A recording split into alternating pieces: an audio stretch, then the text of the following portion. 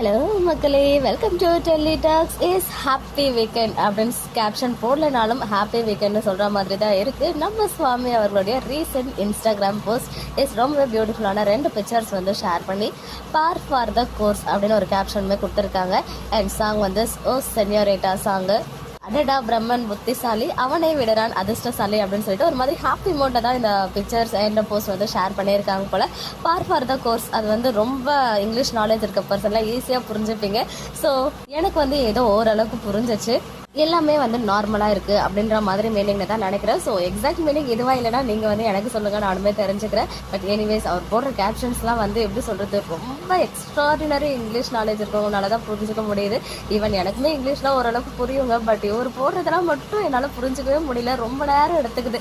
Even ஒரு பேராகிராஃப்ஸ்லாம் போட்டால் கூட அதெல்லாம் புரிஞ்சுக்கவே கொஞ்சம் கஷ்டமாக தான் இருக்குது. ஏன்னா வந்து ஒரு மாதிரி ஹை கிளாஸ் இங்கிலீஷ் தான் யூஸ் பண்ணுறாங்க நம்ம சுவாமி அவர்கள்.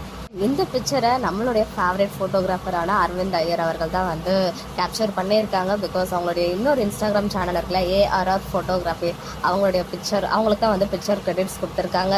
ஈவன் பர்த்டேக்கு அந்த கிராட்டிடியூட் போஸ்ட் போட்டது கூட இந்த சேம் காஸ்ட்யூம் தான். இன்றைக்கி எக்ஸ்ட்ரா 2 பிக்சர்ஸ் வந்து அதே செட் ஆஃப் சீரீஸ்லேருந்து ஷேர் பண்ணியிருக்காங்க.